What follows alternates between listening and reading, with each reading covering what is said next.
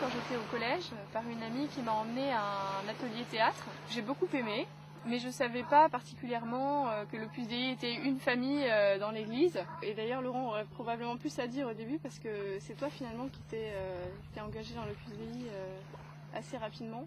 Oui, moi, entre le moment où j'ai mis le premier pied dans un centre de l'Opus Dei et le moment où je me suis engagé comme surnuméraire, il y a eu 1 an à peu près. J'ai retrouvé en fait ce que m'avaient appris mes parents, ou ce que j'avais vécu dans ma famille, notamment la sanctification du travail et l'esprit laïque.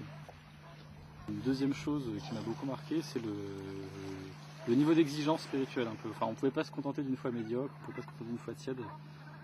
Quand on est chrétien, il faut avoir une foi forte, entière, qui prend toute la vie. Et moi, c'est cet aspect-là en fait qui m'a le plus touchée.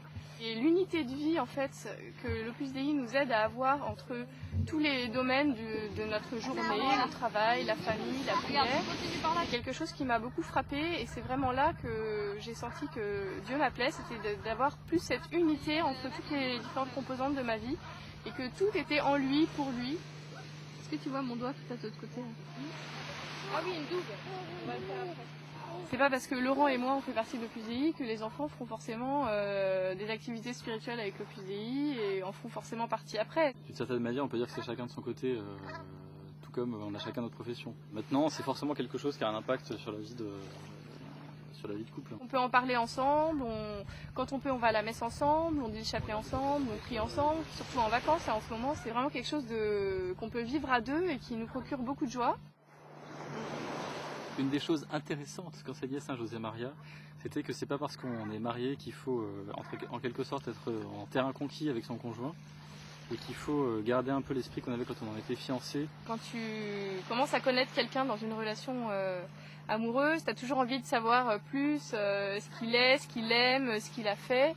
Et ben pour moi c'est ça, c'est dans la vie de couple, toujours s'intéresser à ce que Laurent a fait dans sa journée, qu'il a rencontré et à pas penser que je le connais parce que ça y est, ça fait 6 ans qu'on est mariés et que je connais tout ce qu'il aime. Et non, parce que en fait on peut être toujours surpris par son mari.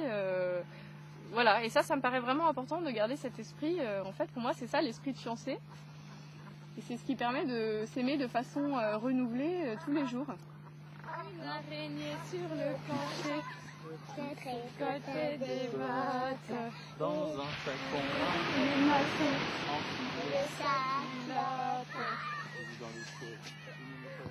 En fait, c'est un engagement tout simple de vie de prière pour rentrer plus en intimité avec le Christ et lui présenter toute notre vie. Dans l'Opus Dei, on nous apprend beaucoup à être concret en fait dans le chemin qu'on fait avec Dieu, c'est-à-dire d'identifier vraiment les points sur lesquels on peut s'améliorer, par exemple. Non, pas les doigts. J'ai des journées bien remplies parce que je travaille avec 80%. J'ai 3 enfants qui sont petits. Du coup, le matin, je commence par la prière, je me lève un peu plus tôt. Et c'est ce qui me permet après de garder la paix dans la journée, même quand j'ai l'impression que je ne vais pas réussir à faire tout ce que j'ai à faire, et d'avoir des vrais moments, au travail d'être à mon travail, à la maison d'être vraiment avec les enfants, et quand je suis avec Dieu, d'être vraiment avec lui, et si je peux, j'essaye de trouver des moments au calme. Le mieux c'est quand je peux être dans une église, mais sinon dans ma chambre le matin, je suis sûre d'avoir un moment de calme pour parler tranquillement avec Dieu. Beaucoup de gens me disent que mon engagement dans l'Opus Dei est contraignant. C'est vrai que c'est exigeant, mais grâce à cette régularité dans la vie de prière, j'acquiers beaucoup de paix et de liberté intérieure et ça m'aide à vivre mes journées bien remplies, sereinement. Se tricotait des bottes, les maçons dans un flacon. Voilà, les vacances sont finies. On va reprendre le rythme trépidant de la vie parisienne. J'ai vu dans le ciel une mouche à miel pinçait la guitare. Dora tout confus sonnait l'Angélus au son de leur fanfare.